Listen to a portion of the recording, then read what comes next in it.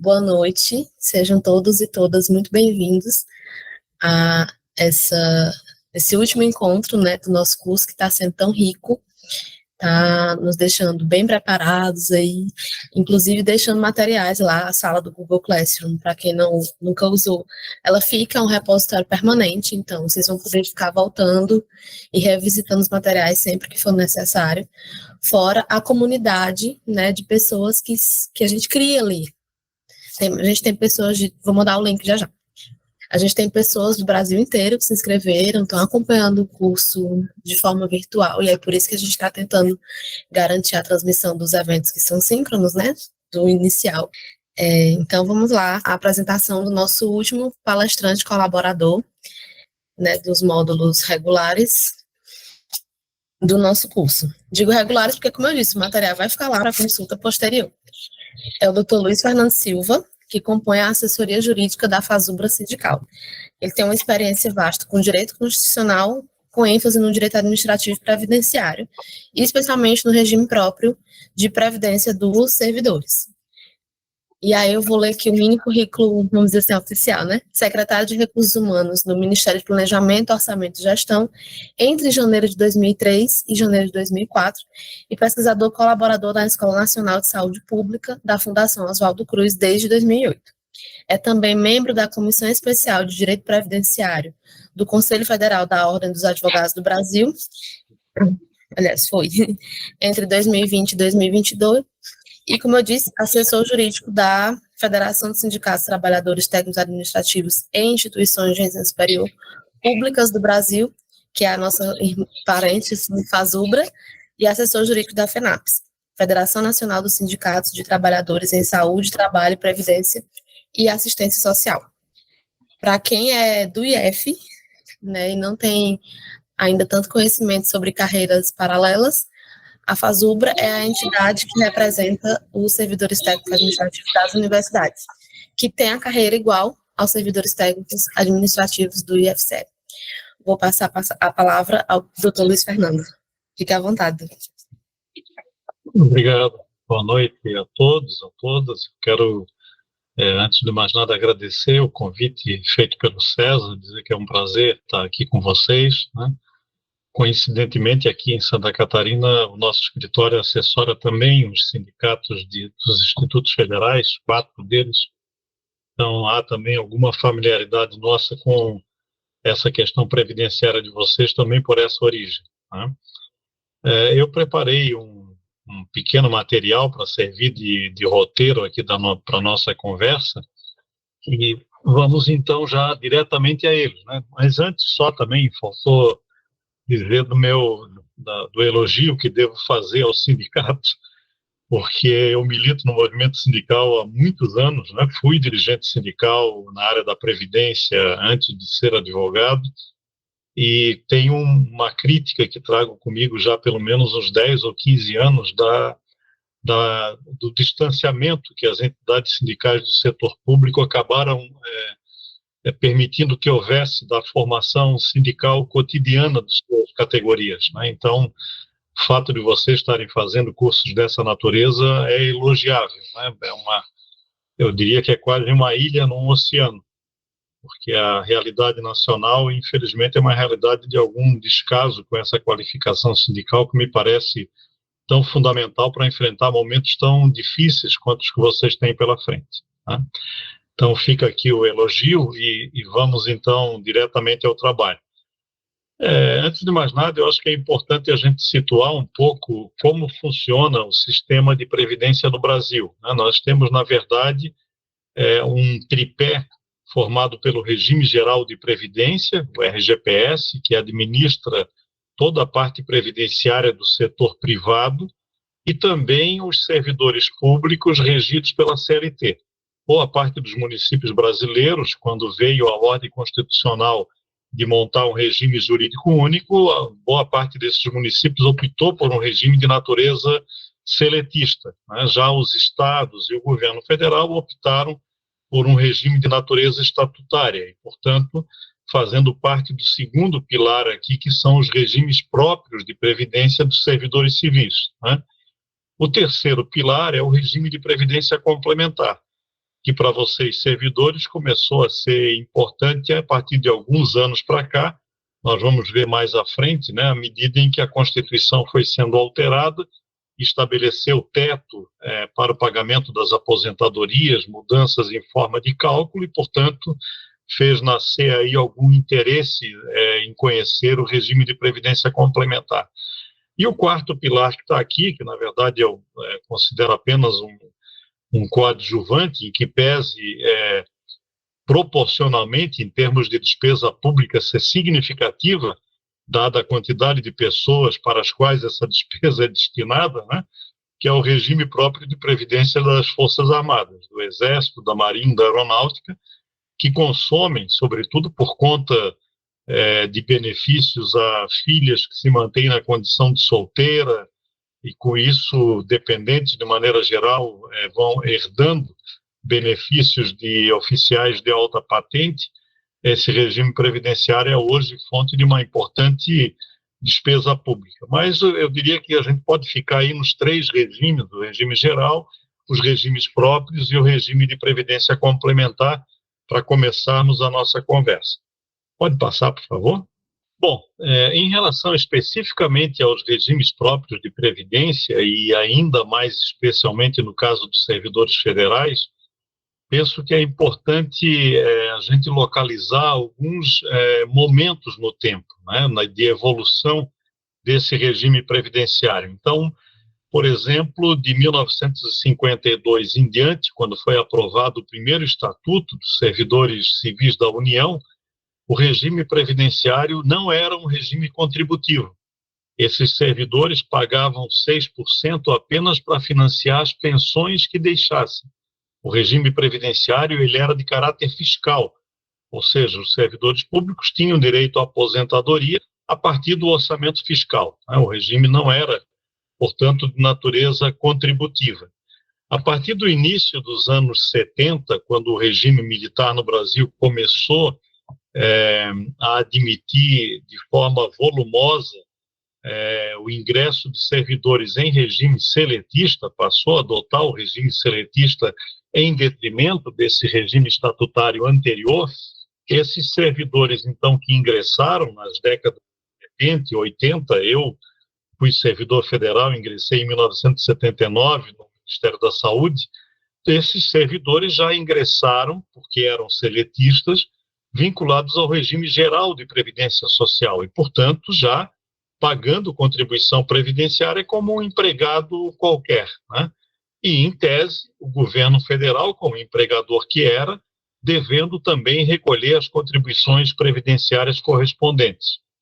Essa situação perdurou até 1990, no plano federal, quando nós tivemos a aprovação, então, da Lei 812, né, que transformou todos os empregos públicos até então existentes em cargos públicos, e também aqueles cargos públicos anteriores da 1711, que ainda remanesciam alguns, né, existentes ali em 1990, todo esse grupo de servidores passou ao regime jurídico único de natureza estatutária e, portanto, se desligou do regime geral de previdência social e passou a ter seu regime previdenciário pelo regime próprio de previdência social e de caráter contributivo, em que pese nos 2 primeiros anos, a partir da aprovação da Lei 812, não ter havido efetivamente contribuição por uma questão de lapso legislativo, de lacuna legislativa, logo em seguida essas contribuições foram restabelecidas e os servidores até hoje pagam contribuições, né? Até alguns anos atrás, até 2019, 11%, e a partir de 19 com alíquotas progressivas, segundo a emenda 103, né? Podendo chegar até algo em torno de 22%, a depender da renda desses servidores. Um quarto marco importante nesses espaços temporais é a emenda constitucional número 41 de 2003. Né? Essa emenda estabeleceu que os servidores que ingressassem daquela data em diante passariam a ter seus proventos calculados pela média e, portanto, sem mais o direito à paridade. né? Até então, os servidores públicos tinham garantido a integralidade de proventos, né? Ao se aposentar, levava a última remuneração em atividade, com exceção das verbas de natureza indenizatória, como insalubridade, auxílio alimentação, transporte, etc., que não se incorporam aos proventos, né? Então, esses servidores até então tinham direito à integralidade e à paridade. A paridade é o direito de ter estendido a eles, depois de aposentados, os mesmos benefícios e vantagens que vierem a ser concedidos aos servidores em atividade. Então, na categoria de vocês, supondo alguém cuja aposentadoria foi deferida com base no princípio da paridade, qualquer ganho salarial que ocorra hoje, mesmo uma reestruturação de carreira, uma criação de gratificação nova, se estende a esses servidores por força do princípio da paridade. Então, a integralidade é forma de cálculo e a paridade é forma de reajuste. Então, boa parte dos servidores que compõem o Instituto Federal, uma grande parcela deles já aposentado ou já tendo deixado pensão, são servidores que até hoje gozam do princípio da paridade.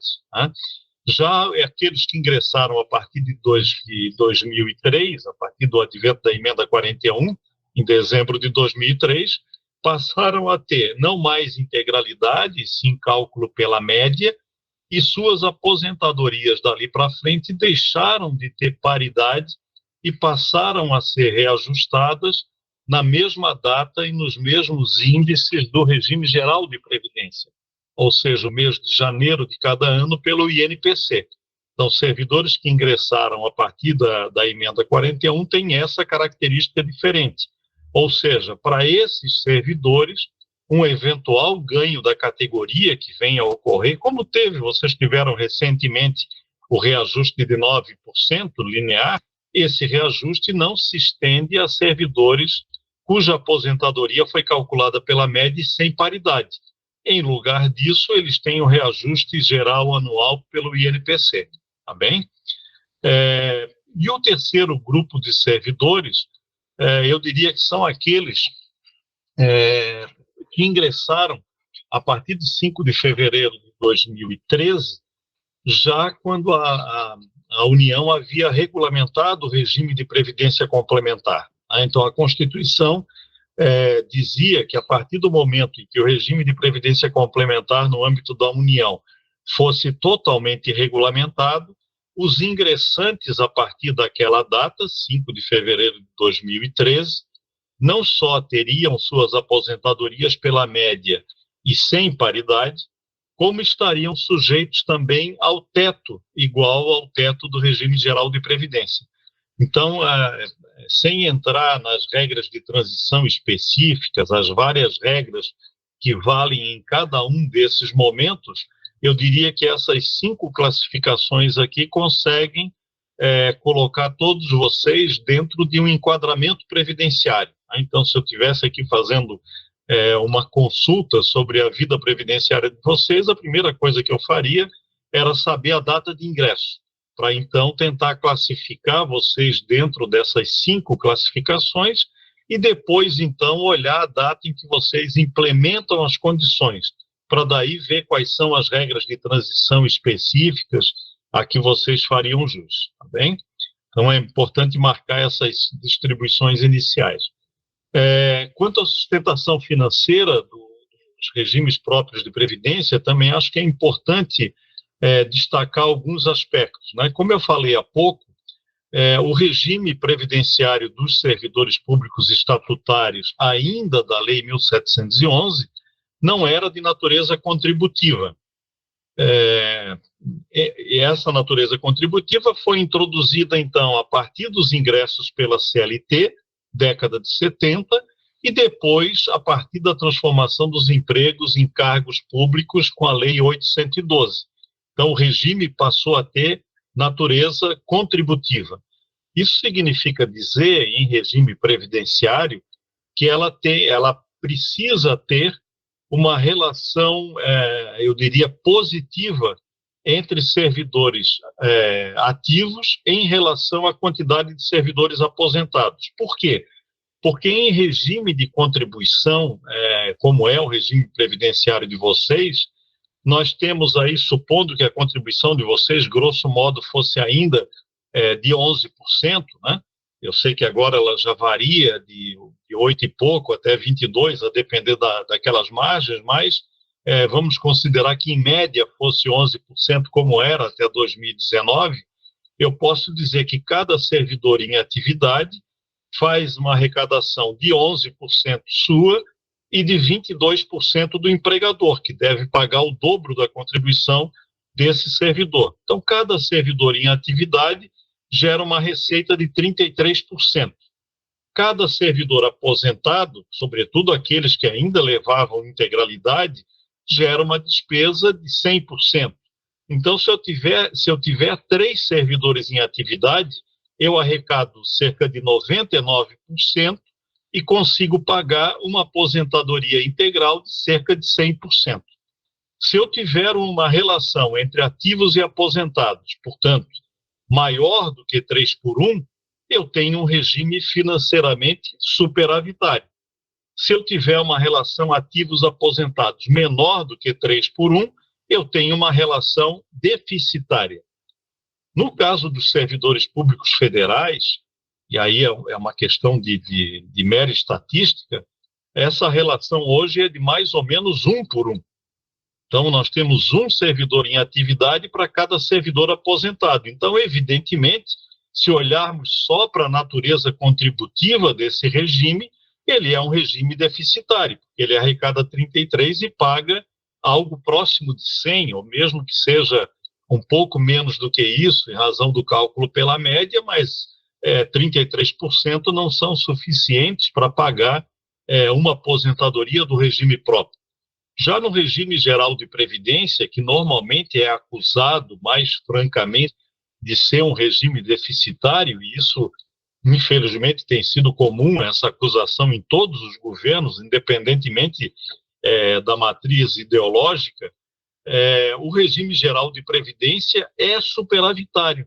Só nessa relação ativos e inativos ele conta hoje, mesmo com a crise de emprego que nós temos no Brasil, de cerca de 3,5 trabalhadores em atividade para cada aposentado. Então, olhando só essa relação ativos e inativos, ele é superavitário. E, além disso, o regime geral de previdência, pela Constituição, ele é tripartite. Ele não é só a receita de empregador e empregado, ele é também financiamento direto do orçamento fiscal. Por isso que a Previdência recebe recursos de arrecadação de tributos sobre concursos e prognósticos, recebe recursos de COFINS, contribuição sobre o lucro líquido, gasolina, enfim, todas essas fontes tributárias deveriam carregar parte da sua arrecadação para significar o terceiro pilar contribuindo. O que nós temos aqui, entretanto, é uma omissão do governo federal, e essa omissão já tem décadas, de aportar para o regime geral de previdência a sua parte do tripé. E o regime geral de previdência sobrevive só, então, de dois contribuintes, os empregadores de um lado e os trabalhadores de outro. Ainda assim, ele é superavitário porque a relação é de mais de 3/1. Tá? Já voltando ao caso dos servidores públicos, eu diria que, apesar da relação atual ser de 1/1, é importante olhar para o passado e dizer, bom, se remanescem alguns servidores estatutários da 1711, que à época não contribuíam diretamente, suas aposentadorias eram pagas pelo orçamento fiscal, então quem deveria estar aportando recursos para o Fundo Previdenciário dos Servidores para pagar totalmente a aposentadoria dessas pessoas deveria ser o orçamento fiscal, porque a responsabilidade era dele enquanto essas pessoas estavam em atividade. Então, nós teríamos que ter aqui uma segunda fonte de receita. Além disso, sabemos que desde o início da década de 70, né, falei do meu exemplo, 79, pelo menos até 1990, então, no meu caso, nós já estaríamos falando de 11 anos, e cada um de vocês deve ter um tempo de contribuição seletista aí da época anterior ao regime jurídico único, no meu exemplo, então, são 11 anos que eu verti contribuição para o INSS, para o Regime Geral de Previdência. E esse dinheiro ficou lá no Regime Geral de Previdência. Ele deveria voltar ao fundo do regime próprio de previdência dos servidores, já que a minha aposentadoria futura, a minha não, mas no exemplo que estou dando, a minha não porque não sou mais servidores, mas a minha aposentadoria futura vai ser paga pelo regime próprio de previdência. Então vejam que mesmo a gente olhando para a relação ativos e inativos e apontando um déficit, ainda assim seria importante olhar toda essa outra base contributiva, né, esses outros fatos jurídicos, para buscar a arrecadação correspondente. E talvez com isso a gente pudesse chegar a um equilíbrio financeiro, talvez o mais próximo do ideal, mesmo no caso dos servidores federais. Tá? Essa situação de relação de um por um, vejam que ela piorou com a introdução do teto. Né? Se eu disse que a partir de 2013, os servidores que ingressaram a partir dessa data, portanto, normalmente servidores jovens, né, passaram a ter teto para suas aposentadorias, então isso significa que para o regime próprio de previdência, eles agora só contribuem até o teto. Então, se a gente estiver falando de um servidor que ganha, por exemplo, R$10.000, que na situação anterior contribuiria com 11%, em média, sobre R$10.000, ele hoje contribui com 11% em média sobre o teto, que é igual ao regime geral de previdência, ou algo em torno de R$7.000. Então, o regime próprio de previdência, com esse movimento de estabelecimento de teto, perdeu receita desses servidores, né? E, portanto, mais à frente, a falta dessas receitas vai prejudicar ainda mais o equilíbrio financeiro do regime próprio dos servidores, até porque aqueles que estavam contribuindo sem teto, ingressantes antes de 2013, estão cada vez mais caminhando para a aposentadoria, enquanto aqueles que ingressaram com teto a partir de 2013, se nós tivermos contratações em maior escala daqui para frente, vão contribuir sobre um valor limitado. Além disso, outra medida governamental adotada aí na época do governo Bolsonaro foi a introdução da possibilidade de opção pelo teto, ou seja, mesmo aqueles servidores anteriores, né, ingressantes antes de 2013, que não tinham teto, se optarem por ele, se disserem eu quero que a minha aposentadoria futura tenha teto, eles têm um incentivo para essa opção, que é o tal do benefício especial essa opção estava aberta até pouco tempo atrás. Então, era aqui um atrativo, uma tentativa do governo federal de atrair para o limite do teto servidores cuja aposentadoria não teria teto a princípio e que podem, alguns deles fizeram essa opção, podem ter escolhido ter teto para receber um benefício especial, que é uma forma de devolução daquilo que eles contribuíram em excesso. Então, mais uma vez aqui, essa política derruba a contribuição previdenciária, reduz contribuição previdenciária e aprofunda o déficit. Portanto, vejam, sempre políticas estatais dificultando o equilíbrio financeiro do regime de previdência dos servidores. Sem contar, evidentemente, o fato de que alguns governos adotam políticas liberais ou ultraliberais de redução drástica da máquina pública. Então, nos últimos 4 ou 5 anos, no governo Temer e governo Bolsonaro, nós vimos isso muito fortemente.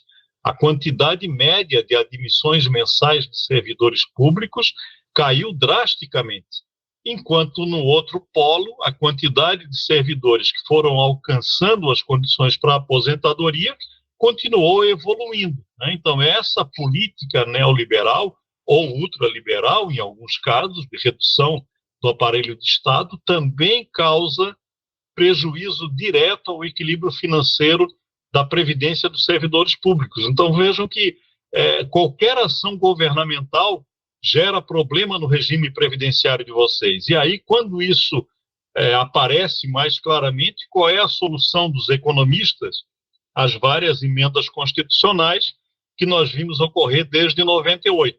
Algumas delas reduzindo o valor da aposentadoria, outra criando restrições de acesso às aposentadorias, né, de tal modo a promover economia, entre aspas, para que esse equilíbrio financeiro do regime previdenciário pudesse se manter dentro de alguma razoabilidade. A emenda 103, que foi a reforma da Previdência no governo Bolsonaro, em 2019, ela inovou numa outra questão que vocês não sentiram ainda. Diz a emenda 103 que quando tiver déficit, e esse quando é hoje, né? Se a gente quisesse ser rigoroso, porque se a relação contributiva é de 1 por 1, nós já temos déficit, matematicamente, né? Diz a Constituição, então, que quando houver déficit, pode ser estabelecida uma contribuição extraordinária, além daquela que ordinariamente vocês pagam todo mês, pode ser fixada uma contribuição extraordinária por um período de até 20 anos. Então, vejo que vocês já estão à mercê de uma decisão governamental, que esperamos que pelo menos esse governo não adote, de dizer, olha, existe déficit, logo eu vou impor uma contribuição extraordinária de 5%, 10%, 14%, sei lá quanto que será, né, essa contribuição. Então, isso já tem previsão constitucional e, a depender da visão política e econômica de cada governante, é perfeitamente possível que um deles lance mão desse dispositivo constitucional, o que vai significar retirar salário dos servidores públicos, né? Aqui é importante a gente ver que previdência de servidor público, cada vez que há uma introdução de alíquota, significa, na prática, retirar salário e devolver para o empregador, né? Diferente lá do setor privado, em que não é o empregador quem recebe a receita dessa contribuição, é o INSS. Aqui não, se a contribuição é de 11 e eu passo a cobrar 14, eu retirei 3% do salário de vocês. Simples assim. Como eu não posso fazer isso diretamente, porque implicaria em redução remuneratória que a Constituição veda, eu faço através de aumento de alíquota ou de alíquota extraordinária. Pode passar, por favor? Vou tentar ficar aqui dentro do tempo, tá, Priscila? Sobre essa questão contributiva, nós preconizamos há algum tempo, e digo às pessoas que têm estudado essa questão da previdência do setor público mais diretamente, inclusive alguns professores da pós-graduação da Universidade de São Paulo, há uns 3 ou 4 anos atrás, nós escrevemos um livro a respeito, dizendo que, do nosso ponto de vista, seja no setor público, que evidentemente jamais vai recompor a quantidade de servidores que tinha 20 anos atrás, né? A introdução de novas tecnologias, tudo isso contribui para reduzir o número de servidores dentro de uma razoabilidade, né? De não ter que recompor exatamente todos aqueles que saem, porque a introdução de tecnologia substitui aquela mão de obra anterior, essa é uma realidade, né? E, além disso, políticas neoliberais que reduzem a contratação de servidores durante os mandatos, 4 anos, 8 anos, seja lá quanto for o tempo que esse mandatário permaneça, né? Já no setor privado, nós também conseguimos olhar problemas de médio ou longo prazo para esse equilíbrio financeiro, porque todos vocês assistem todo dia e convivem com isso, a evolução que tem havido em relação ao subtrabalho, ao subemprego, né? Os trabalhadores por conta própria, a uberização, todas essas formas de trabalho não têm vínculo previdenciário. Portanto, aquela relação de 3,5 por 1 que eu disse que existe no INSS, ela está caindo paulatinamente. Não só porque, de um lado, nós temos maior longevidade, portanto, os aposentados vivem um pouco mais, usufruindo da aposentadoria, como do lado dos trabalhadores em atividade, cada vez nós temos menos trabalhadores com vínculo formal de trabalho. Então, é possível dizer que também no regime geral de previdência, a médio ou longo prazo, a prevalecer essa realidade, a médio ou longo prazo nós teremos problema de equilíbrio financeiro. Então, o que é que nós preconizamos, eu gostaria de deixar aqui para vocês? O entendimento de que previdência social é uma garantia constitucional básica, assim como é o acesso à saúde e à educação. Sendo garantia constitucional básica, a nosso ver, ela não pode depender de contribuição. Ela tem que ser financiada pelo orçamento fiscal. Alguns podem dizer, mas vai ter dinheiro para isso tudo?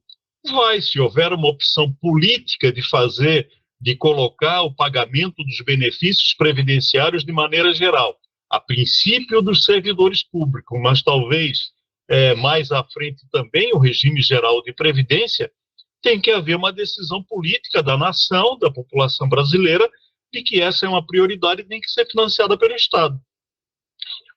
Aqueles que dizem que não tem dinheiro, eu digo, bom, se 50% do orçamento da União todo ano é consumido com a amortização de juros da dívida, com pagamento de juros e amortização da dívida pública, talvez se nós fizermos uma auditoria na dívida pública brasileira, metade do orçamento da União, todo ano, décadas a fio, certamente nós vamos encontrar ali recursos necessários para tornar o regime previdenciário brasileiro totalmente estatal e não contributivo. Então, aqui é uma alternativa. Evidentemente, se ela é uma decisão política de peso, né, que dependeria até de reforma constitucional, mas o que nós estamos dizendo é que solução há para a questão previdenciária e haveria, então, que a população brasileira tomar a questão previdenciária em suas mãos e defender que ela fosse gratuita, como deve defender que gratuita deve ser a saúde e a educação.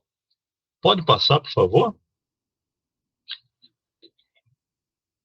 Principais diferenças de requisitos. Aqui voltamos, então, àquela divisão anterior, requisitos, valor das aposentadorias e reajustes, né? Nós não vamos ver hoje, evidentemente, as inúmeras, dezenas de regras de transição que nós teríamos que ver para enquadrar cada uma das situações de vocês. Mas é possível dizer novamente que os ingressantes até 2003, repito, tinham integralidade, paridade sem teto. Ora, se eles tinham integralidade, tinham paridade e não tinham teto, essas pessoas não tinham nenhum interesse em previdência complementar, porque levariam para a aposentadoria aquilo que recebiam em atividade e quando essa categoria tivesse ganhos posteriores, eles também receberiam. Então, esse contingente de servidores, que é grande, mesmo no Instituto Federal do Ceará, vocês podem levantar isso, é uma quantidade razoável de servidores, então, que têm esses direitos e que, portanto, não têm nenhum interesse em previdência complementar. Já os ingressantes entre 2003 e 2012, como falei antes, eles têm cálculo pela média, não tem paridade, mas também não tem teto. Então, supondo que esse trabalhador, esse servidor público, perceba um salário, uma remuneração de R$10.000 e a média dele venha a resultar, por exemplo, em R$9.000, sendo o teto de 7.000, não se aplica a ele e ele recebe os 9.000 da média das contribuições dele ao longo do período contributivo. Então, ele tem uma redução decorrente da média, mas não decorrente do teto.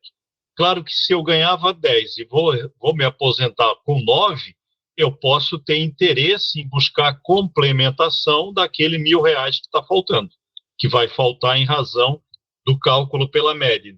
Eu diria aqui que tem um interesse reduzido, relativo em previdência complementar.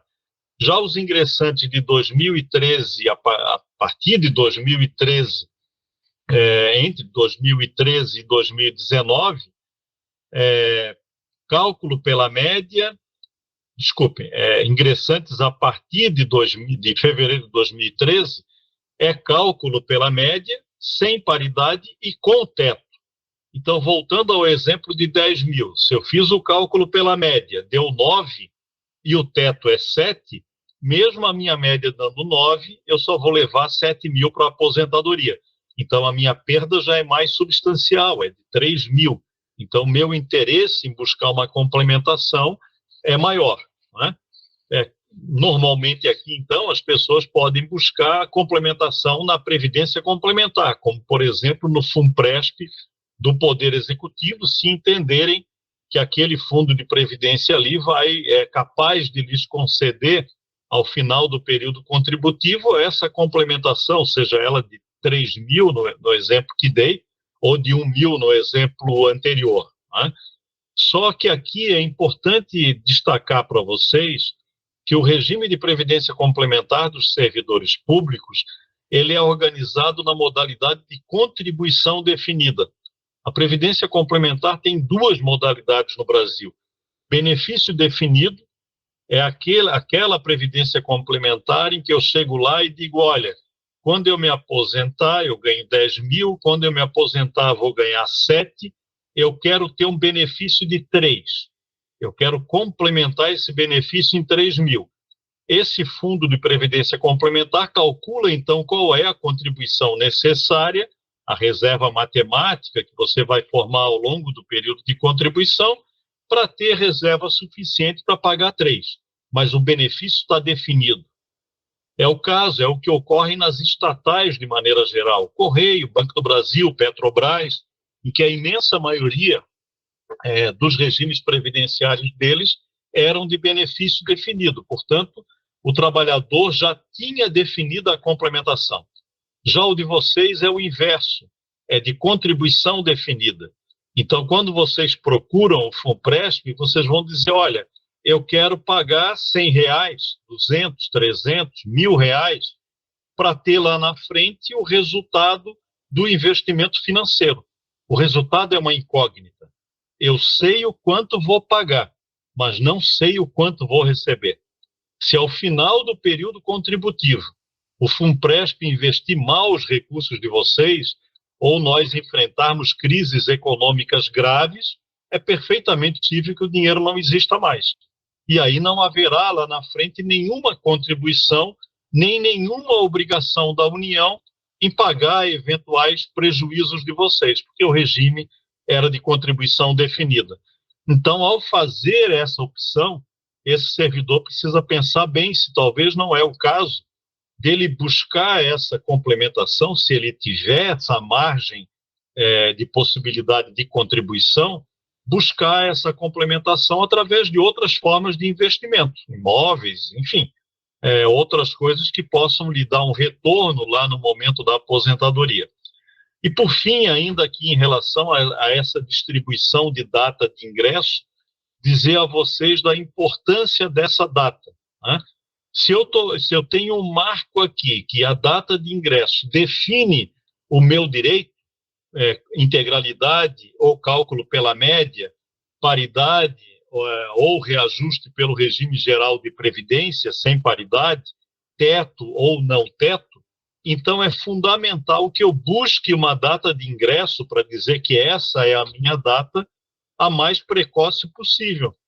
Por que eu estou dizendo isso? Porque é normal entre vocês, e creio que no Instituto Federal vocês devem ter exemplos bastante dessa situação, do servidor ter antes um cargo público, seja ele federal, estadual ou municipal, e prestar concurso para um novo cargo público. Quando ele ingressa nesse novo cargo público, a data que vai ser considerada para dizer qual é o regime previdenciário dele é a data de ingresso. Vocês vão me dizer, então, mas qual é ela? A anterior, no cargo anterior, mesmo que seja em outro ente federativo, ou a nova? E eu digo para vocês, se não houver interrupção entre o cargo anterior e o novo cargo, vale o anterior como data de ingresso. E isso não é qualquer coisa para vocês, porque eu posso estar com isso dizendo que ao invés de você ser considerado ingressante a partir de 2013, por exemplo, passar a ser ingressante anteriormente a 2003, portanto, com outra realidade previdenciária completamente diferente. Então, quando vocês fazem um concurso público, é importante que vocês não permitam que haja espaço de tempo, nem um dia, se possível, entre a saída do cargo anterior e a posse no cargo novo. Tá? Essa é a primeira condição. Nós temos sustentado um pouco mais do que isso. Nós temos sustentado que essa ininterrupção pode ser feita também a partir da demonstração de que não houve interrupção na contribuição. Então, eu era servidor estadual agora em outubro de 2023 e vou tomar posse no outro cargo em novembro de 2023, mesmo que com alguns dias de intervalo, evitem se for possível, mas se não for possível, havendo alguns dias de intervalo, mas não havendo intervalo de meses na contribuição, é possível sustentar juridicamente que, sendo o regime contributivo, não houve interrupção, né? E, portanto, vale a data de ingresso anterior. Pode passar, por favor, Priscila? A gente está caminhando já para o final, tá? Outros problemas relevantes que eu acho que é importante destacar para vocês, até porque vocês estão agora em plena negociação com o governo federal, e um desses aspectos tem relação direta com essa negociação. Falo da entidade gestora única. Vocês devem saber que ali em 2021 o governo federal publicou o decreto 10.620, que determinou a concentração no INSS, no Regime Geral de Previdência, da concessão e manutenção de aposentadorias das autarquias e fundações, inclusive o Instituto Federal do Ceará, né? Então, pelo decreto, todas as autarquias e fundações deveriam migrar para a gestão por parte do Regime Geral de Previdência ou por parte do INSS, né? É fato que boa parte dos institutos federais, universidades, das autarquias de maneira geral, não promoveu essa migração. Mas quem já promoveu sabe o caos que está enfrentando pelo fato do regime ter sido concentrado no INSS, né? A dificuldade de acesso ao sistema, a dificuldade de acesso às informações para obter documentos, etc. Mas pior do que isso, já alertávamos desde 2021, tem um outro fato, uma outra intenção subjacente à proposta de concentração das aposentadorias de vocês, aposentadorias e pensões, no regime geral de previdência, que é o fato da emenda 103, aquela reforma da Previdência do Bolsonaro, ter lá um dispositivo que diz que é possível acabar com os regimes próprios de previdência dos servidores e aglutinar esses regimes próprios no regime geral de previdência. Não significa ainda dizer que vocês passam para o regime geral, mas significa colocar na mesma casa, né? Colocar sob o mesmo guarda-chuva e, portanto, colocar junto ao regime geral de previdência gente que é muito mais interessante para o setor privado, né, para o setor que tem interesse na privatização da Previdência, do que são interessantes os trabalhadores do regime geral de Previdência. Vocês têm, regra geral, remunerações melhores e vocês têm, pelo menos até agora, estabilidade. Portanto, a capacidade contributiva de vocês é maior do que a capacidade contributiva média dos trabalhadores do setor privado. Então, se eu faço com que vocês passem a gestão do regime geral de previdência, e se mais na frente eu acabo com o regime próprio de previdência, eu torno muito mais atrativo para a privatização o regime previdenciário público. Então, pensem nisso também, né, que criar obstáculos a essa aglutinação de aposentadorias e pensões sob o comando do INSS tem que ser também uma decisão política de vocês. E, portanto, isso tem que ser cobrado na Mesa Nacional de Negociações, de modo que o governo federal mude o caminho do decreto 10.620. Ele já agiu um pouco nessa direção. Logo em janeiro, a ministra Esther já suspendeu a migração de novas autarquias para o INSS. E esse decreto foi prorrogado há pouco tempo atrás, e essa passagem de autarquias e fundações para o INSS está estancada por enquanto. E eu sei, porque eles já me apresentaram lá no Ministério da Gestão essa proposta nova deles, que já apresentaram, inclusive, inicialmente na mesa de negociação, de, ao invés de migrar para o INSS, de criar uma autarquia própria, uma entidade gestora própria, que retornasse à situação anterior. Ou seja, se a Constituição manda ter uma entidade gestora única, eu crio uma entidade gestora única. Mas a concessão e manutenção volta a ser do sistema de pessoal civil, volta a ser do sistema de recursos humanos em cada autarquia, fundação, administração direta, ainda que organizada nacionalmente em torno de uma autarquia, de uma entidade gestora única. Então, é importante, a meu ver, que vocês tenham isso como meta de vocês agora na negociação, para que a gente acelere esse processo. E esse ano é fundamental, penso eu, do ponto de vista político, para que isso ocorra. Pode passar, por favor? Bom, tentei aqui fazer um apanhado geral sobre o regime previdenciário de vocês, né? É claro que se a gente fosse descer ao detalhe das regras de transição, aí certamente nós estaríamos falando aí de uma palestra de umas 2 horas para começar, fora mais umas 2 horas para perguntas, respostas, etc. Então, tentei aqui fazer um resumo, sem prejuízo de mais à frente, num evento que o sindicato venha a organizar aí no Ceará, seja ele presencial ou virtual, a gente eventualmente participar e aprofundar esse debate com vocês, será novamente um grande prazer, tá bom? Fico por aqui então e passo de volta a palavra à Priscila.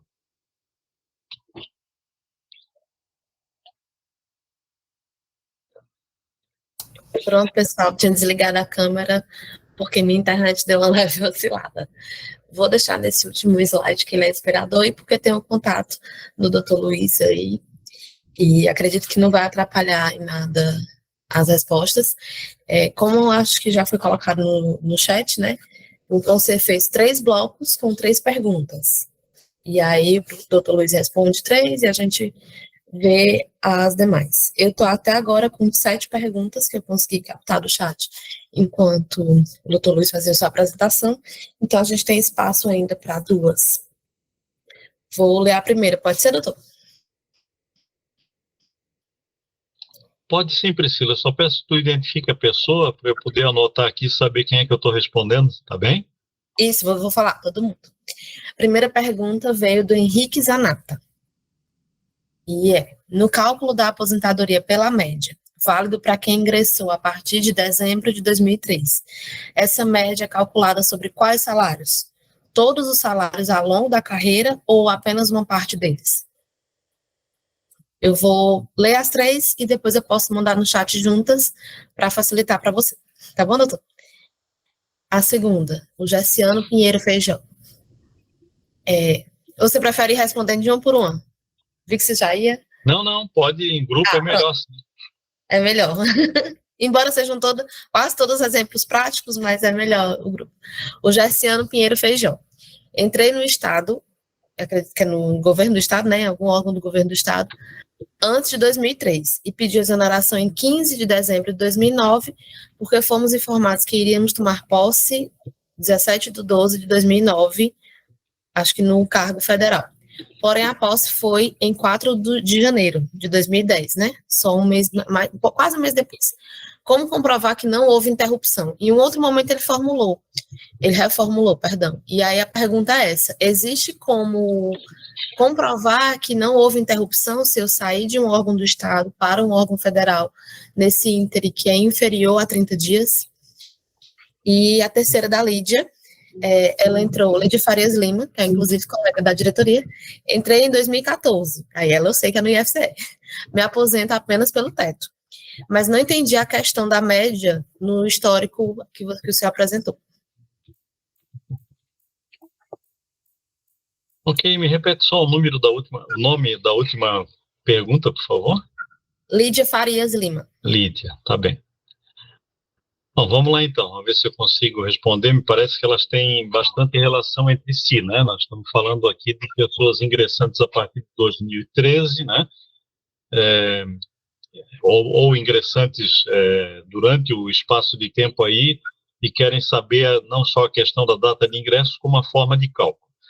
Primeiro, Henrique, como é que funciona o cálculo pela média de quem ingressou a partir de dezembro de 2003, tá? Porque a partir de dezembro de 2003 já é emenda 41 e já é cálculo pela média, né? Essa forma de cálculo não difere sendo ingressante entre 2003 e 2013 ou depois de 2013. Então, estou respondendo aqui a todos quantos ingressaram aí entre dezembro de 2003 até hoje, tá? A média é a média das contribuições que vocês pagaram a partir de julho de 1994 até os dias atuais, ou a partir da data de ingresso, se essa data de ingresso foi posterior a julho de 94. Como aqui nos exemplos, parece que sim, né? Então, sendo essa data posterior a julho de 94, são as contribuições vertidas a partir da data de ingresso. Contribuições anteriores não contam. Se vocês tiveram outros vínculos laborais anteriores, por exemplo, no setor privado, serviço público, mas com interrupção quando entraram no novo cargo, essas contribuições anteriores não contam para a média, elas contam para fins de tempo de serviço, né? Tanto o tempo de serviço normal, 35 homens, 30 mulheres, quanto o tempo de serviço público, né? As exigências de alguma regra de transição para tempo de serviço público, mas não contam para fins de cálculo pela média. Aqui há, entretanto, eu diria assim, a média ser de 94 para frente, ou até em data até mais recente, se o ingresso é mais recente, significa normalmente uma média melhor. Por que eu digo isso? Porque quanto maior for o tempo de trabalho que eu pego de uma pessoa, eu estou falando em termos médios, né? Quanto maior for o tempo de trabalho e o tempo de contribuição, mais eu pego os salários baixos. Porque é natural que lá no início da vida laboral você tenha salários menores, né? Até a carreira de vocês mostra isso, né? À medida que eu vou evoluindo na carreira, à medida que eu vou me qualificando e tendo o resultado dessa qualificação, eu vou tendo uma remuneração maior. Então, eu posso dizer que a curva é uma curva crescente. Se eu pego a média da metade dessa curva, ou de uma data aqui próxima da metade para frente, eu pego bons salários para calcular a média. Se eu vou buscar também aquelas contribuições da primeira metade, ou as contribuições mais antigas, normalmente eu vou buscar contribuições piores. E com isso, eu pioro a média final. Esse assunto, entretanto, foi discutido recentemente no Supremo Tribunal Federal. Não no caso de vocês, mas no caso do regime geral de previdência, naquilo que ficou conhecido como revisão da vida toda, né? Apesar de, em termos médios, a realidade ser essa que eu disse para vocês, em algumas exceções não é. Sobretudo no setor privado, é muito comum, as pessoas, muito comum não, mas é razoavelmente comum que as pessoas tenham um salário crescente e quando são demitidas, por exemplo, lá com os 40 e poucos, 50 anos de idade, não conseguem mais trabalho. E aí aceitam o subemprego, o subsalário, né, fazem contribuição como contribuintes individuais na base de um salário mínimo. Então, a curva deles pode até ter sido crescente, mas depois ela é decrescente. Para essas pessoas, pode interessar pegar contribuições anteriores a julho de 94. E foi isso que o Supremo reconheceu que era possível, né? Se as contribuições anteriores a julho de 94, porque lá no RGPS também é esse o marco, né? Se as contribuições anteriores a julho de 94 influenciarem positivamente na média, então esses trabalhadores do regime geral de previdência têm direito de contar essas contribuições anteriores. Essa decisão do Supremo foi especificamente para regime geral de previdência, mas a tese que está embutida nela me parece que é perfeitamente adequada aos servidores públicos, porque também se vocês tiveram contribuições anteriores a julho de 94, ou anteriores ao ingresso de vocês, né, maiores ou mais substanciosas, capazes de fazer com que o cálculo pela média dê um resultado melhor, vocês pagaram. Se o regime é contributivo e vocês contribuíram, tem o direito de levar essa contribuição para essa média, se ela for interessante, o que vai ser uma exceção, mas é possível que ocorra. Dou um exemplo aqui, o servidor era fiscal de renda estadual, tinha um salário muito bom. Por algum motivo desses da vida, ele pediu demissão achando que ia ser empresário, ia faturar muito e viu que não deu certo. Voltou a fazer um concurso público agora com cargo de menor expressão e menor salário. As contribuições anteriores dele, feitas no cargo de fiscal, são maiores do que as contribuições atuais. Então, a média dele, se tomar por conta aquelas contribuições anteriores, será maior. Tá? Então, esse é um primeiro aspecto aqui. Né? Isso me parece que eu tento aqui também responder a Lídia, né? De que média é isso? É média das contribuições ou das remunerações, como queiram, né? Que vocês tiveram de julho de 94 para frente. Soma todas elas, divide pelo número de meses, aplica a correção monetária sobre cada uma dessas remunerações e a média vai dar um determinado resultado final. Normalmente, e aí estamos falando aqui novamente em termos médios, o resultado desse cálculo impõe uma redução, em termos médios, de cerca de 10, 15, às vezes até 20% em relação à última remuneração em atividade. Claro que aqui eu estou falando em termos médios, né? Um determinado servidor pode ter uma variação um pouco maior, resultado do cálculo pela média, e outro ter uma variação um pouco menor, mas ela será menor, qualquer que seja a média, menor do que a última remuneração em atividades, né? Portanto, haverá uma redução. Até porque a emenda 20 e a emenda 41, para vocês verem, o ardil dessas emendas dizia o seguinte: quando e se o cálculo pela média der mais do que a última remuneração, porque eventualmente poderia dar, aí vale a última remuneração, não vale a média. Né? Então, vejam que mesmo quando vocês poderiam eventualmente com a média ganhar, vocês vão ficar limitados à última remuneração. Tá? Em relação à questão do Jaciano, o que a gente precisa olhar aqui sobre data de ingresso, Jaciano, como eu falei, é se houve interrupção entre o cargo anterior, não importa onde ele era, tá?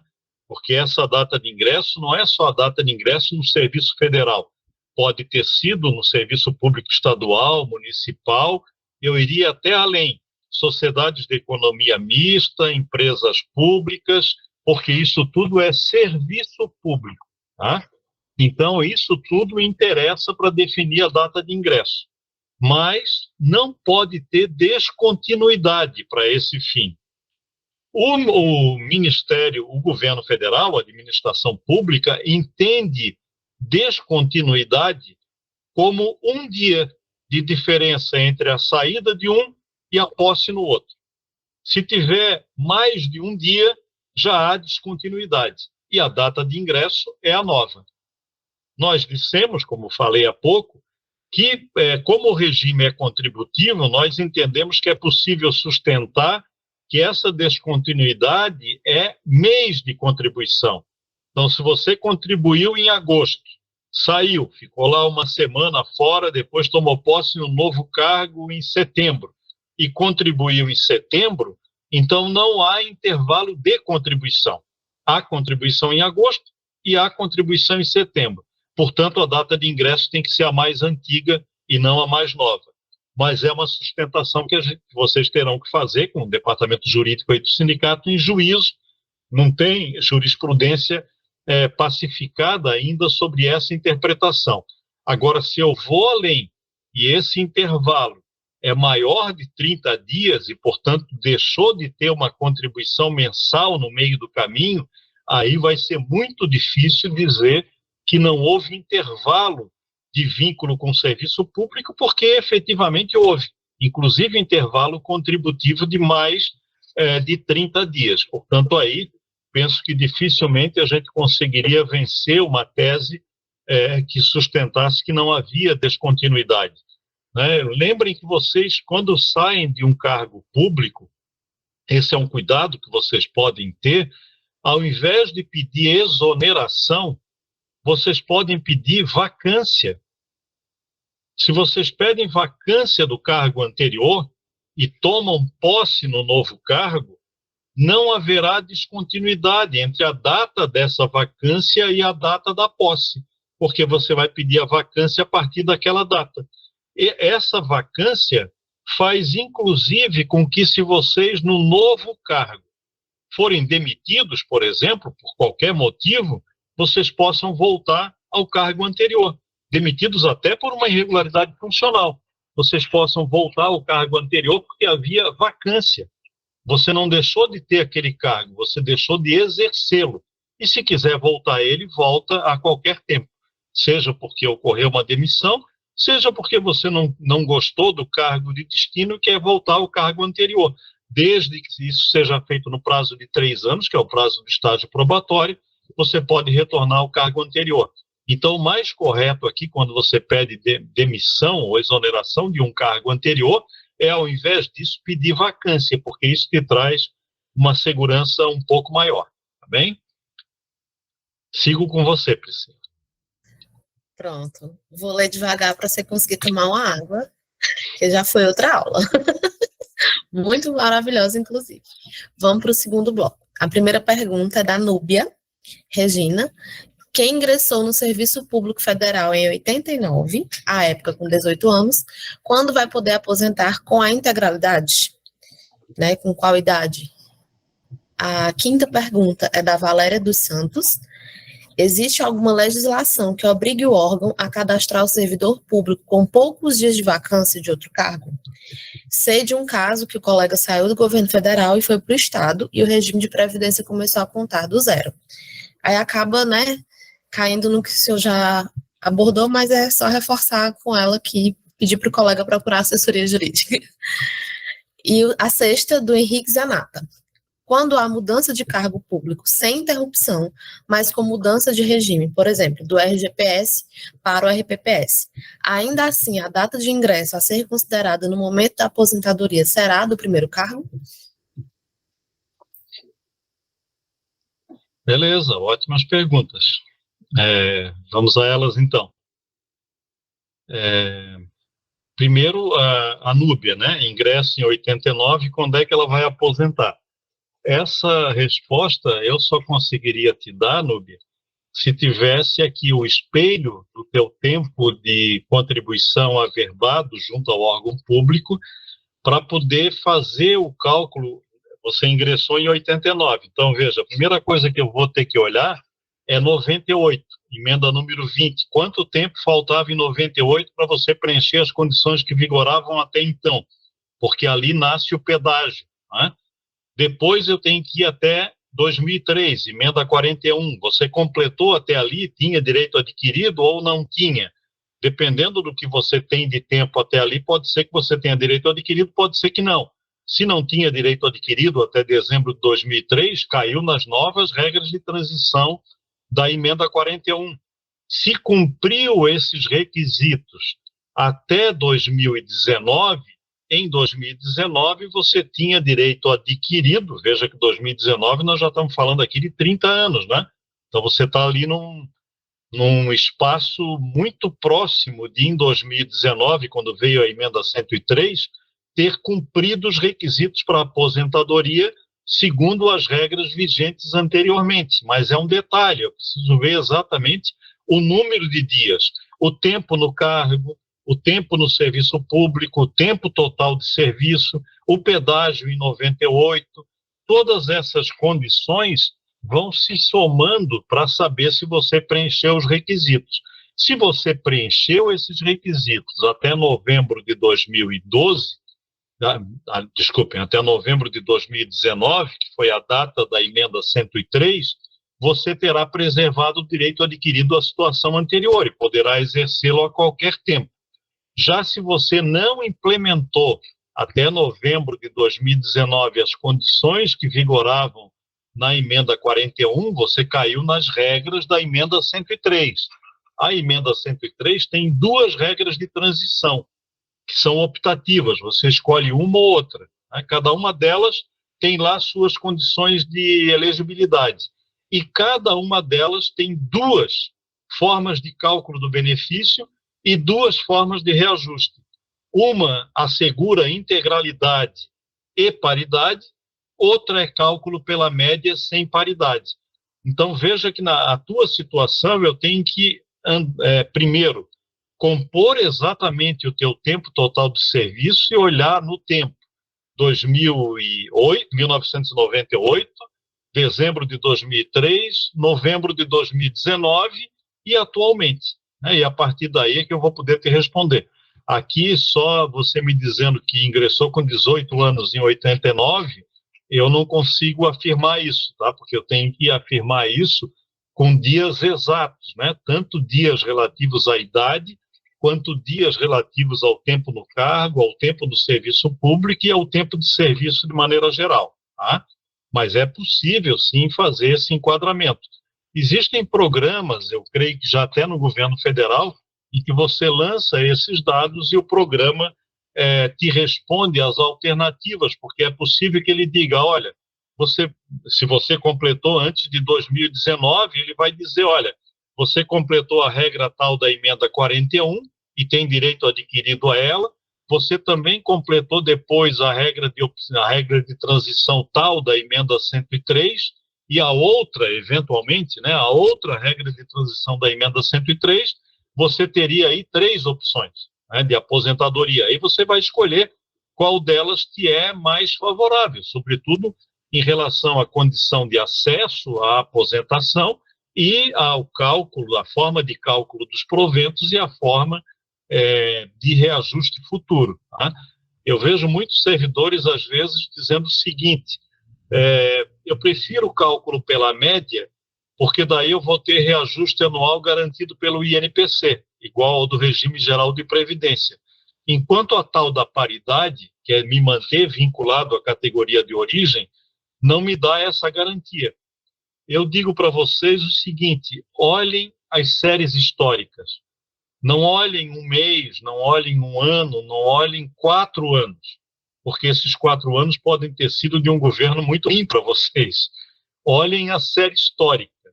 Olhem, por exemplo, o que era o salário de vocês há 30 anos atrás, mesmo atualizado monetariamente, e o que ele é hoje. E comparem com o que seria se a atualização dele houvesse ocorrido pelo INPC. Eu posso afirmar para vocês que, regra geral, no Serviço Público Federal, o princípio da paridade, ou melhor, a luta das categorias que resultou em ganhos que se estenderam pelo princípio da paridade aos aposentados, deu a eles ganhos financeiros maiores do que se eles tivessem, há 30 anos atrás, se aposentado com uma regra de reajuste anual pelo INPC.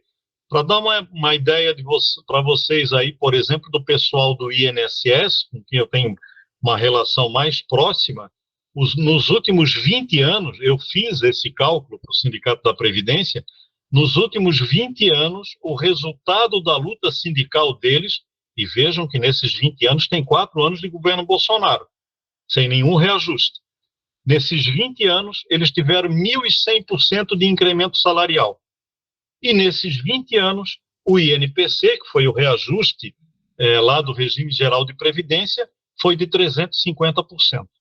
Então, os servidores do INSS que não optaram por cálculo pela média tiveram 1.100, enquanto os outros que optaram tiveram 350. É fácil fazer a conta de vocês. Procurem a remuneração de vocês há 20, 30 anos atrás, né? Lá no site servidor.gov vocês acham as tabelas salariais, comparem com o salário de hoje, com a remuneração de hoje, e digo, remuneração total, não importa a fonte, não importa a denominação, né? Porque importa é que entra no bolso de vocês, né? Lá atrás podia ser muito forte o vencimento básico, agora vocês podem ter retribuições de titulação e etc., que podem ter um reflexo financeiro importante. Isso não importa, porque tudo isso é salário em última análise, né? Comparem um com o outro e depois comparem com o INPC. Eu acredito que a categoria de vocês, pelo que eu conheço também das lutas do Sinasef, vai apontar também que é melhor a integralidade e a paridade do que o cálculo pela média e o reajuste anual pelo INPC. Tá? E, por fim, a Valéria ainda, né, se há legislação que obrigue a registrar a vacância, sim, a Lei 812 defere a vocês o direito de pedir vacância desse cargo, né, para posse em outro cargo, e o direito de retornar a ele dentro do prazo de 3 anos, caso no estágio probatório você não venha a ser aprovado no novo cargo. Tá? Então, a administração é obrigada a registrar essa vacância, o que não significa que não tem intervalo, né? Porque você pode ter pedido a vacância hoje e registrou hoje no órgão público e tomou posse no outro cargo de destino daqui a 2 meses. Então, teve intervalo de tempo, teve intervalo de contribuição mensal e, portanto, vai ser considerada a nova data de ingresso e não a anterior. Então, a vacância é só uma forma de tentar aproximar ao máximo essas datas e também preservar a possibilidade de retorno caso as coisas no novo cargo não deem certo. Henrique, sobre a interrupção, se esse intervalo de interrupção, se esse conceito vale também quando a gente está falando de mudança de emprego para cargo, né? Porque está falando de um regime seletista para um regime estatutário, eu diria a regra é exatamente a mesma. Porque o que vale para dizer a data de ingresso é a data de ingresso no serviço público. Então, ela será no cargo atual, se é um cargo, e será no emprego público anterior, se era um emprego público, se não houver interrupção entre eles. Então, todo o problema está na interrupção, não está no fato de ser ente federativo distinto, não está no fato de ser antes uma estatal, uma sociedade de economia mista e agora administração direta ou autarquia, e nem está no fato de você antes ter um emprego público e agora ter um cargo, porque tudo isso é serviço público. E o que a Constituição exige é tempo de serviço público. Tá bem? Priscila, contigo.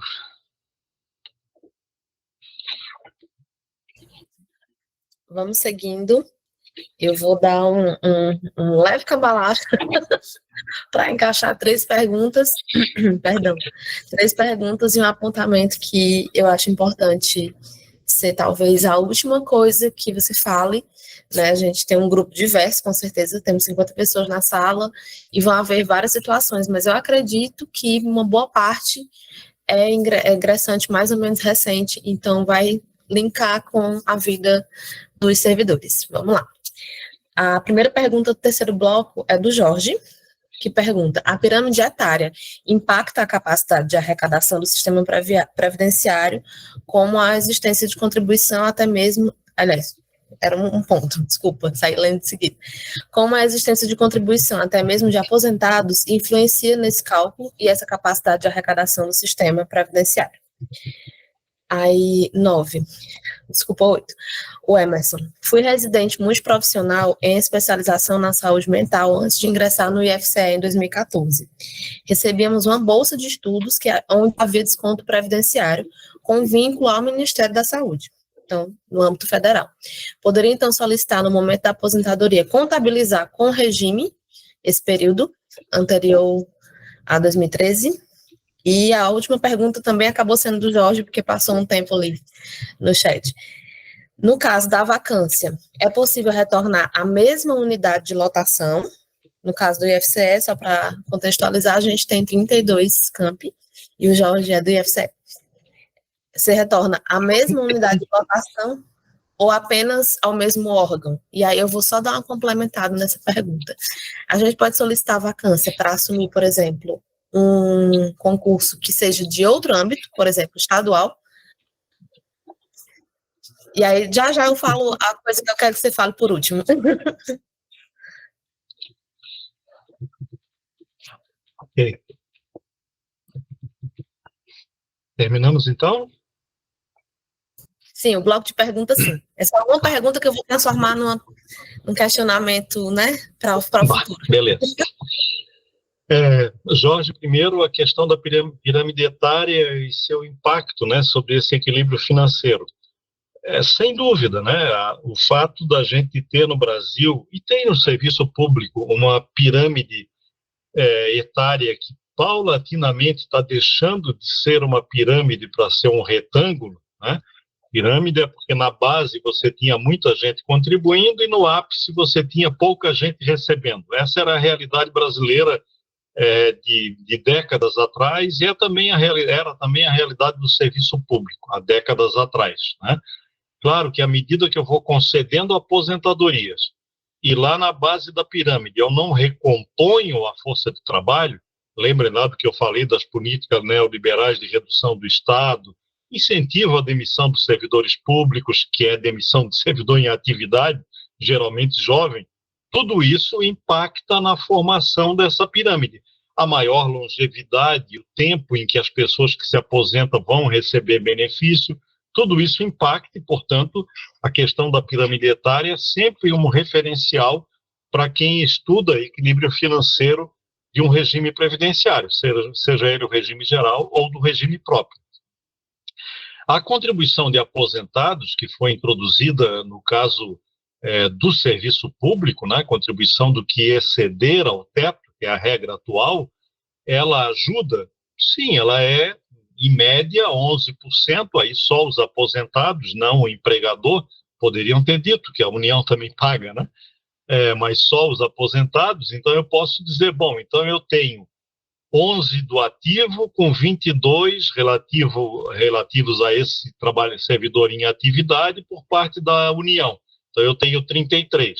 E tenho mais 11 dos aposentados. Bom, então eu tenho 44 para pagar uma aposentadoria que pode chegar próxima de 100%. Mesmo que seja cálculo pela média e seja 90%, 85%, é mais do que a receita que eu tenho. Então, é evidente que tem aqui um desequilíbrio financeiro. Eu preciso, então, pelo menos do meu ponto de vista, ser franco ao dizer, olha, tem outros fatores aqui que levaram a esse quadro e fatores que daqui para frente vão piorar esse quadro se a política governamental continuar a mesma. O fator da não contratação e não reposição da mão de obra no serviço público, vocês devem conviver com essa realidade também no IFC, em que pese os institutos federais e as universidades, sobretudo entre 2003 e 2015, terem tido uma recomposição forte da força de trabalho, né, nos governos Lula e Dilma nas duas versões, depois no governo Dilma, e depois isso caiu drasticamente nos governos Temer e governo Bolsonaro. Então, é evidente que essa política de contratação no serviço público impacta sobre o regime previdenciário. Não reconhecer e não pagar a dívida histórica do regime previdenciário dos servidores públicos também, porque se ele gastou com aposentados e pensionistas do período da Lei 1711, em que não havia contribuição, porque o regime era só público, só estatal, de financiamento estatal, então esse dinheiro tinha que estar aqui. Se alguns de vocês ingressaram sob regime CLT em 75 e até 90 pagaram para o regime geral de previdência, INSS, esses 15 anos de contribuição deveriam estar aqui. Então, há outros fatores a serem considerados nesse equilíbrio financeiro, que não são, né? Os governos fazem uma conta rasa. Eu arrecado tanto e gasto tanto. Eu tenho déficit. Sim, é verdade, matematicamente tem. Eu não posso negar no Serviço Público Federal.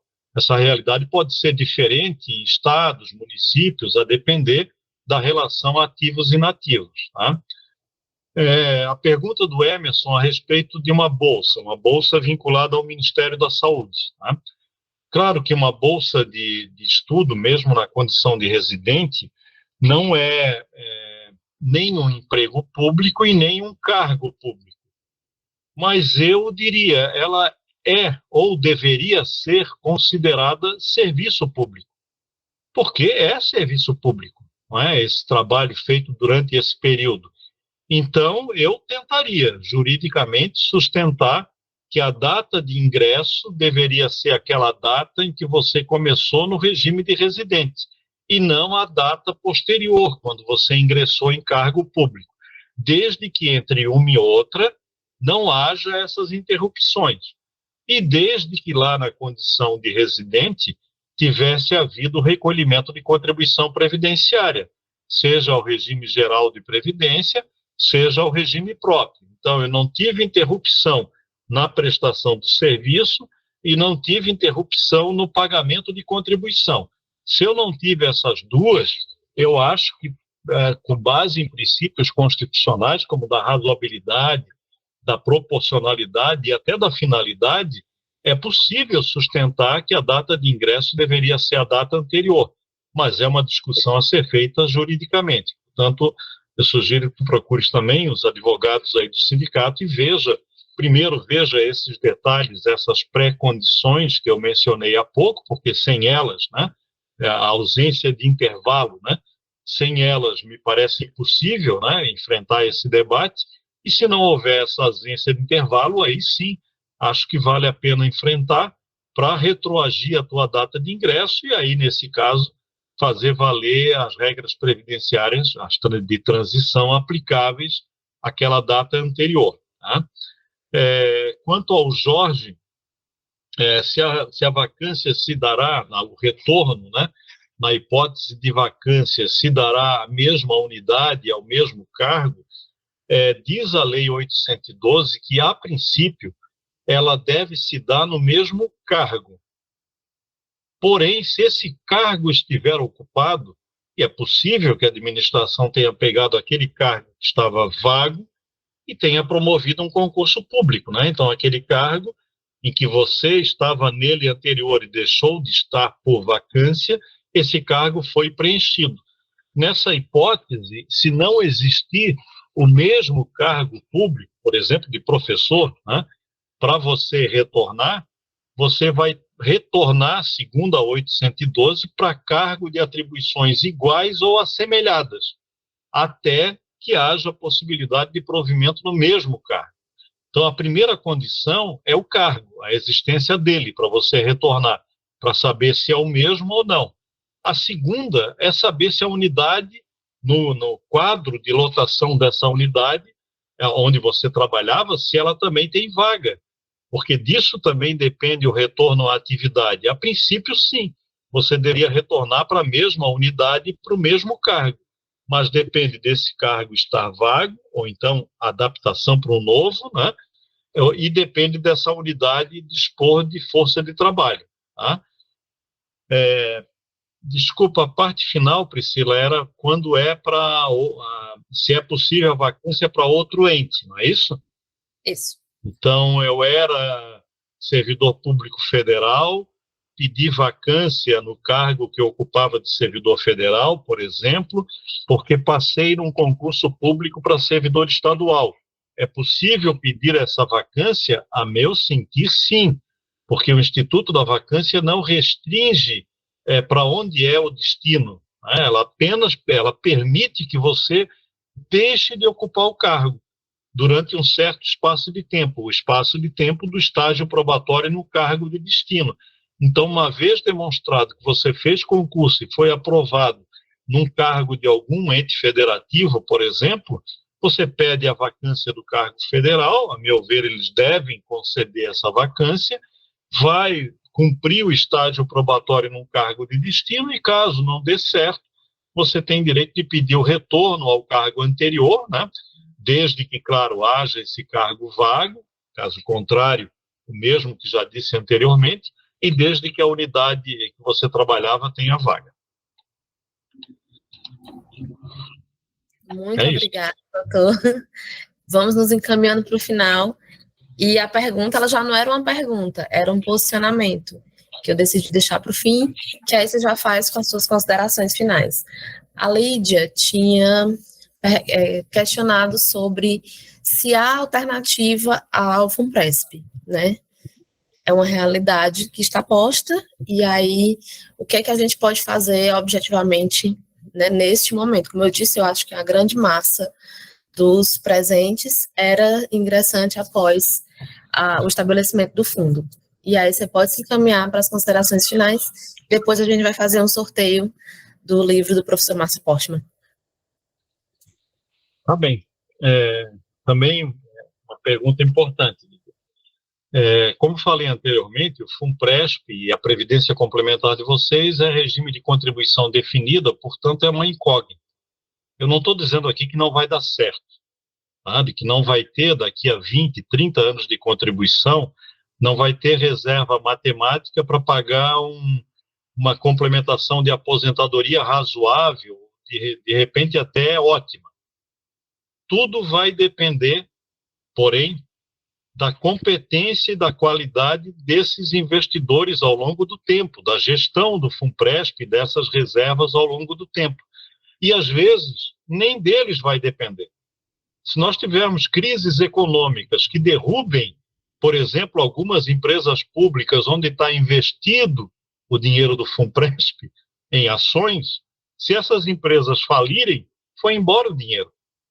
Aqui em Florianópolis, por exemplo, a prefeitura havia investido, anos atrás, boa parte do dinheiro dos servidores no Banco Santos, lembram?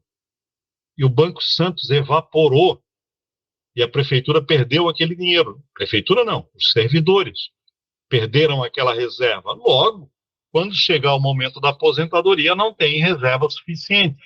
Então, a contribuição definida é sempre um risco muito grande. Porém, devo reconhecer que se a gente olhar que o Funpresp é bicontribuição, para cada contribuição de vocês tem uma contribuição do empregador, ele é, a princípio, mesmo com esses riscos, um investimento em que vocês colocam R$ 1 e alguém coloca R$ 1 para vocês. Né? Vocês não conseguem fazer uma poupança assim, né? Ou um investimento na bolsa, ou coisa assim, que vocês coloquem um e alguém venha lá e diga, não, eu vou colocar mais um a favor de vocês e vocês seguem a vida aí com 2. Então, sem dúvida, o fato da União contribuir de 1 por 1 aqui no regime previdenciário é um atrativo, né? Mas é também uma dúvida se mesmo esse 1 por 1 ao final vai resultar em alguma coisa bem produtiva, né? Alternativas a isso. Pegar toda a possibilidade de poupança de cada um de vocês e encontrar meios de poupança. Os imóveis, sobretudo terrenos, etc., vocês, aí no Ceará, em Fortaleza, vocês podem ver que é a evolução do preço de terrenos. Se eu considerar os de Florianópolis aqui, são um absurdo, muito mais do que a inflação. Então, talvez pegar lá 5 mil, 10 mil, com o tempo, e comprando um terreninho, talvez gere lá na frente, com a venda dele ou com aluguel, gere uma complementação de renda. Claro que tudo aí também vai depender de como esse mercado vai se comportar ao longo do tempo. Então, é possível fazer, vamos dizer assim, poupanças de outra forma, né? Claro que não a poupança simples, porque essa não rende nada, né? A caderneta de poupança. E uma terceira e última alternativa é vocês, se têm capacidade contributiva, se inscreverem no regime geral de previdência social, na qualidade de contribuinte individual, e lá fazerem aportes mensais. Por exemplo, você pode dizer, fazer uma inscrição de contribuinte individual e dizer, eu quero pagar sobre um salário mínimo. Daqui a um determinado espaço de tempo, quando vocês completarem a idade, né, mínima exigida lá no regime geral de previdência, vocês terão um benefício que levará em consideração a média das contribuições feitas, mas ele não será, em hipótese alguma, inferior a um salário mínimo. Então, se eu estou buscando, por exemplo, uma complementação de um salário mínimo, eu posso buscá-la no regime geral de previdência, na qualidade de contribuinte individual. Essa é possível. Tá? O que a lei diz que é um contribuinte individual? A lei diz assim, contribuinte individual é aquela pessoa que exerce uma atividade econômica de natureza... me fugiu a palavra. Lucrativa ou não. O que é isso? Se eu faço artesanato, por exemplo, e vendo, é uma atividade econômica de fins lucrativos. Não é isso? Se eu faço artesanato e dou, é uma atividade econômica sem fins lucrativos. Então, eu posso dizer, eu faço artesanato. Não é? E, portanto, posso me inscrever como contribuinte individual. Tá? Eu não posso dizer lá que eu faço coisas que é impossível ou é fácil provar que eu não faço, para daí não ter um problema de falsidade ideológica. Mas o exemplo de artesanato é um exemplo de que é impossível o INSS provar que você não faz, porque você não tem que ter nota fiscal do artesanato, até porque se ele não tem fim lucrativo, não tem nota, você não vende, né? Não tem recibo. Tá? Então, se você fizer uma contribuição lá, na base de um salário mínimo, por exemplo, ou na base de 2 ou de 3 salários mínimos, quanto seja a tua capacidade de contribuir, vai ter um benefício lá no final. E o regime geral de previdência, a meu sentir, ele é muito mais garantido, mesmo que sejam valores menores, do que será a previdência complementar em regime de contribuição definida, porque eu não posso garantir hoje, né? Também não posso garantir que não vai dar certo, né? Mas se a gente pudesse estar voltando aqui daqui a 30 anos, eu já não estarei mais aqui, alguns de vocês estarão, talvez vocês possam aí, o sindicato, propor, daqui a 30 anos a gente vai fazer esse debate e aqueles que optaram virão aqui dar o testemunho do que é que ocorreu. Pode ser que eles tenham ficado ricos, mas pode ser que eles tenham perdido o dinheiro todo. E quando a gente fala de previdência, eu acho que esse risco não dá para correr, né? Porque é uma questão de sobrevivência depois, né? Muitas vezes é a condição de uma vida digna na aposentadoria, né? E no caso de quem ingressou a partir de 2013, a queda é muito grande, né? Porque a queda decorre da média, decorre do teto e, mais recentemente, com a emenda 103, decorre também das novas formas de cálculo em regras de transição, que reduzem ainda mais o resultado final da aposentadoria. Então, eu posso estar falando de uma aposentadoria que vai reduzir quase a metade. Ganhava 10, vai passar a ganhar 5, ganhava 6, vai passar a ganhar 3.